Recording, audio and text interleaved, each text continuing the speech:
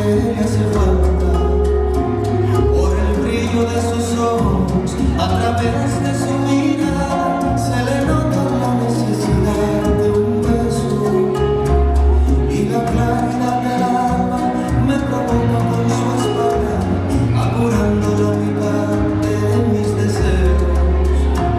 Con los dedos de sus manos se abre surcos en el pelo, como una criatura inofensiva, y la observo cuando duerme, su belleza transparente, que la llevo a comparar con una niña. El ventilador de frente, orgulloso la refresca, siempre